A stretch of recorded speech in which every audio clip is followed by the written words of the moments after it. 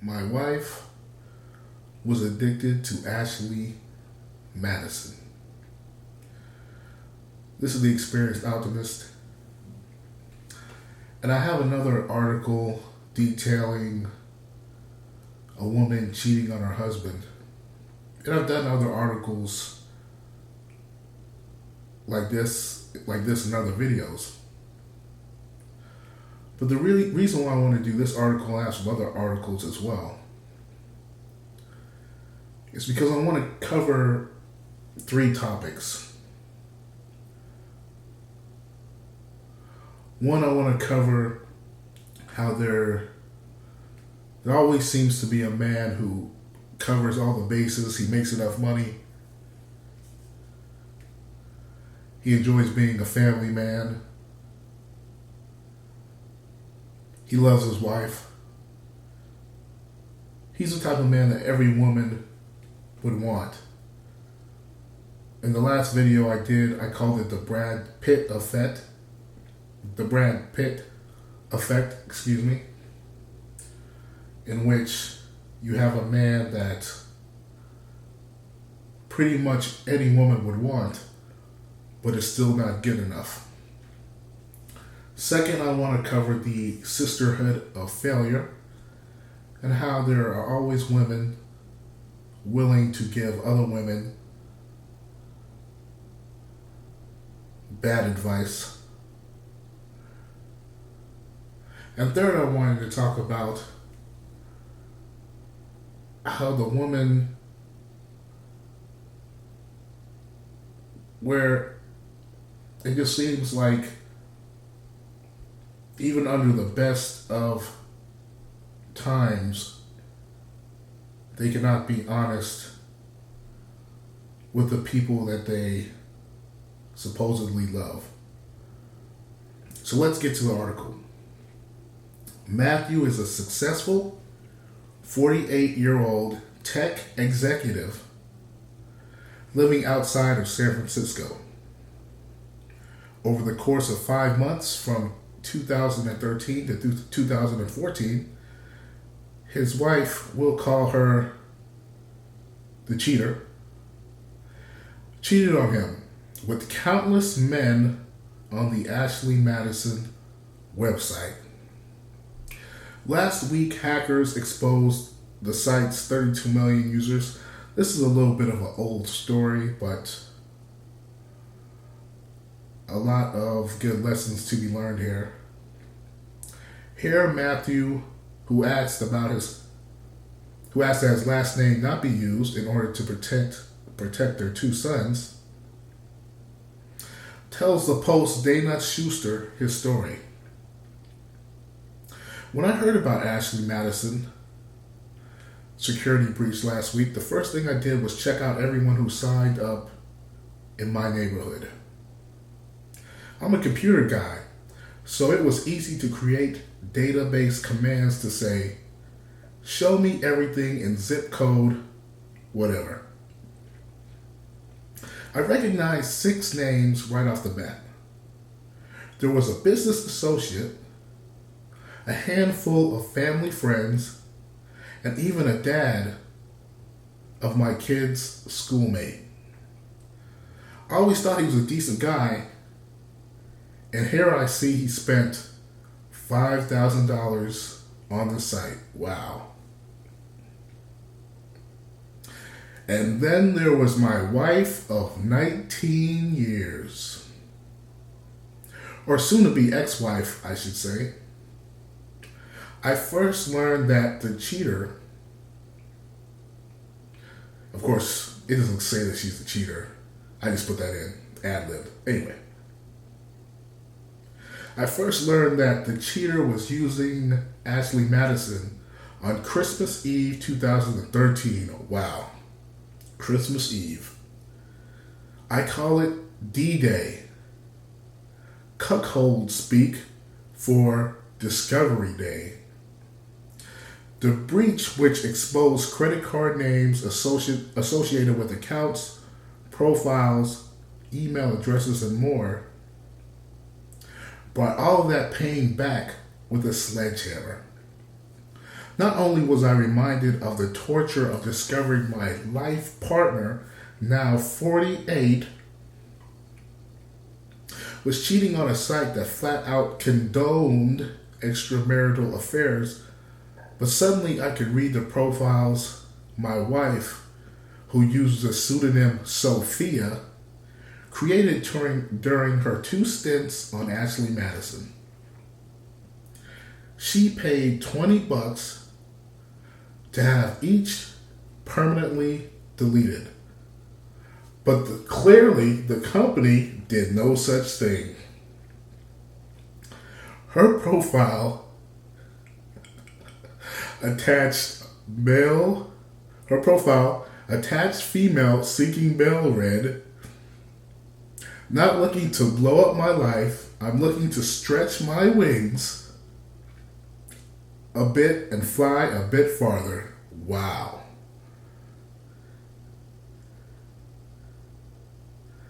Whoa.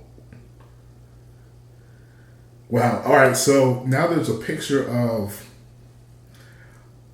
his wife. Apparently, this is the profile that she had on there. This is crazy. And it has like a silhouette or a female looking away so you can't see her face, and black lingerie. And it says, "Attached female seeking male. I am buxom redhead with fabulous legs, not looking to blow up my life, looking to stretch my wings, age 48, height 5'2", turn-ons, multi-syllabic words, muscular fit body, average sex drive, discretion and secrecy." I bet you want discretion. "Looking for light, kinky fun, someone who can teach me, bubble bath for 2, daring rendezvous." Oh man, can you just imagine? You got a girl that you love and you see this? Man, you think you're doing everything right. And then, I can't even imagine. Okay, so he continues on. "My wife, to put it bluntly, was a cold fish in bed throughout our nearly 2 decades of marriage. So it was devastating to see her explicit fantasies laid out so unabashedly. When we were together, she wasn't into oral stuff. She wasn't into kinky stuff. But on the site, she checked all the boxes."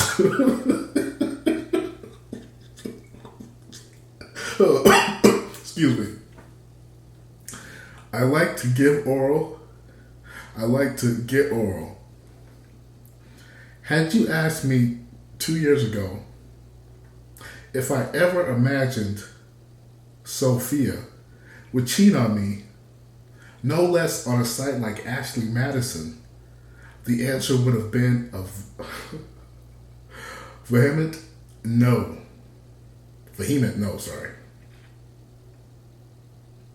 We first met at a party when I was at business school. She came as someone's guest. It wasn't love at first sight, but I was interested right away. We were a vanilla family, which was fine with me. We had 2 beautiful boys, now 11 and 16, and had typical dinners and vacations up and down.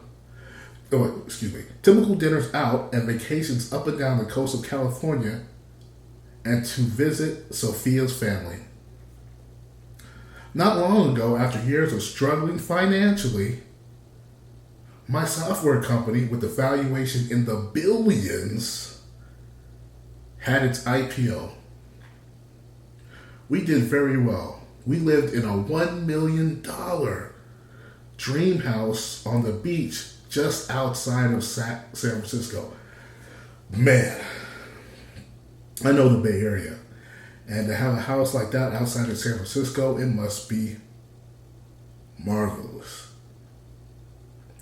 She could do anything she wanted. The only thing Sophia couldn't do was betray me. But I guess I forgot to be clear about that. In the fall of 2013, we were going through a rough patch. My wife, and this is how women can do. This is how women use that a chameleon effect to where a man has no clue. My wife, who was the picture-perfect mother to the outside world, parent-teacher organization president, community volunteer, the works, was turning hostile and contemptuous. In response, I became withdrawn and distant. We decided to go to marriage counseling.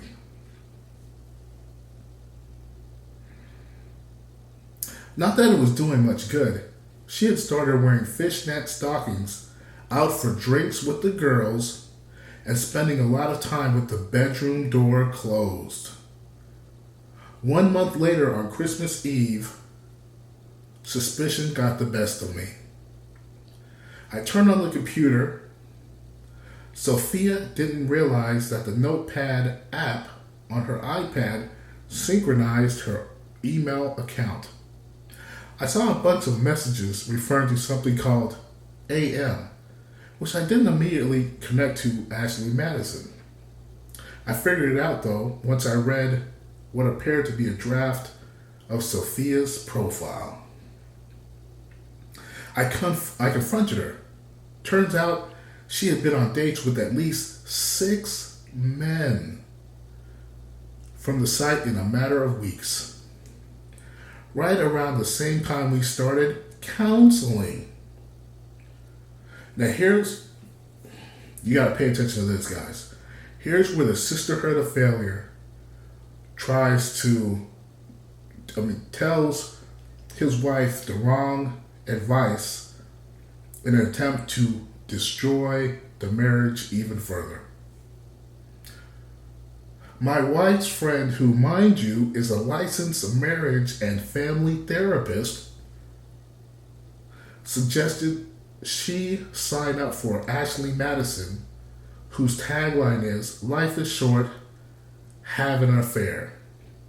She said, get this guys, she said having affairs helped her marriage. So I decided to give it a go, Sophia told me. So this woman told her friend to go out and have an affair. I don't know why women always listen to the sisterhood of failure, but they do. And like I said in other videos, women always seem to be, from my point of view, on a path of self-destruction. So anything that will aid in that path of self-destruction, oftentimes they'll do it.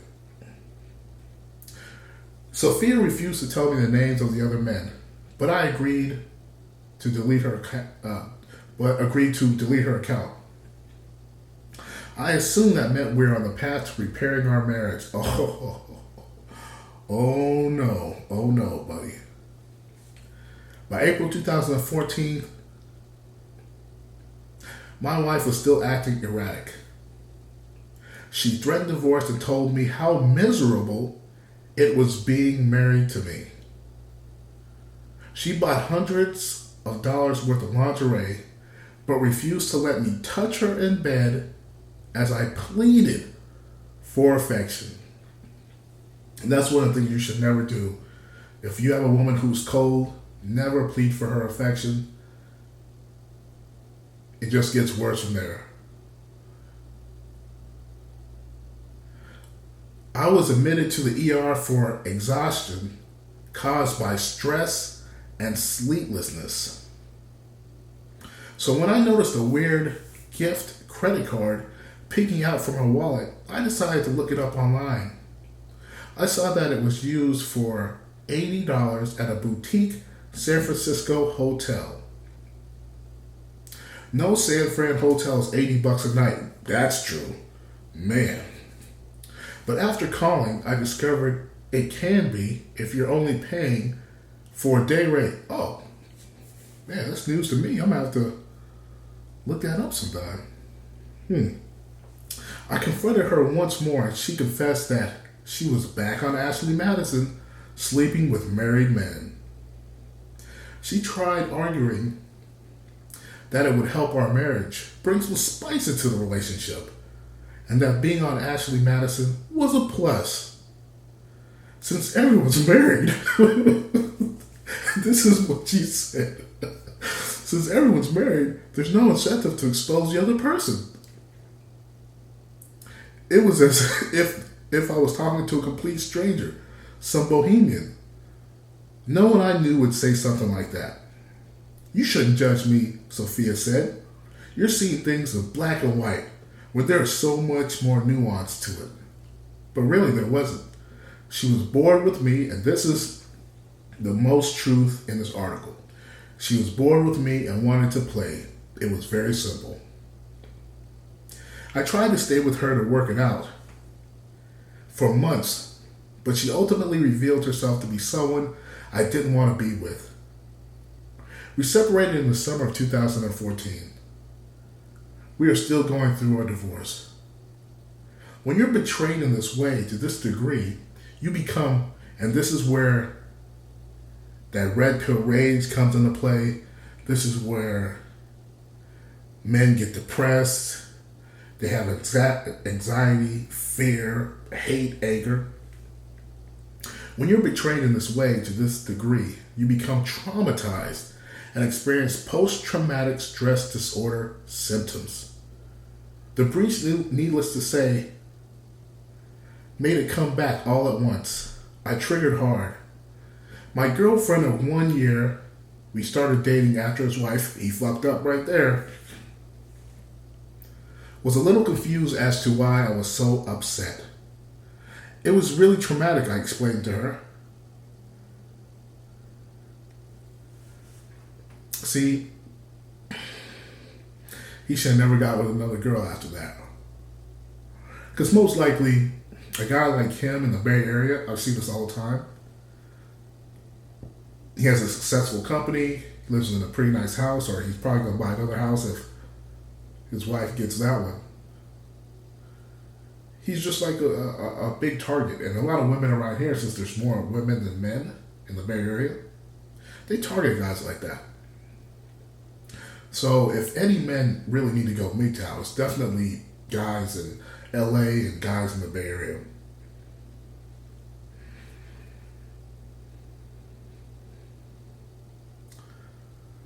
So let's see. Let me get to the back, down to the bottom of the article here.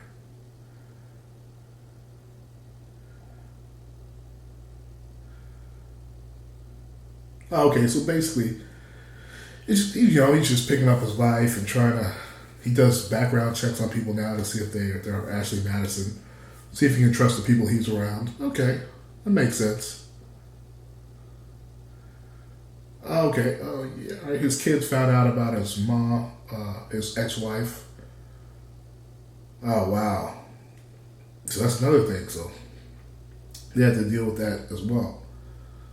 Yeah, but the main thing I wanted guys to get, take away from this article is, a woman can have it really good, the Brad Pitt effect. She can have it good, but a lot of times women just they want that drama, man. They want that drama, excitement, and a lot of women like to torpedo their lives.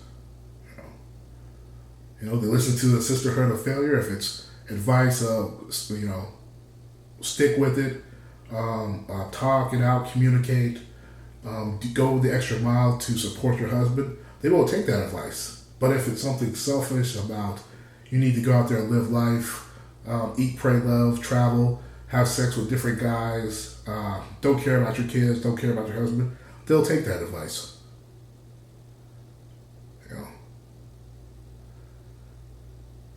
Because ultimately, as we've learned as MGTOW men, for most women, it's all about them. What can they get out of life and out of you?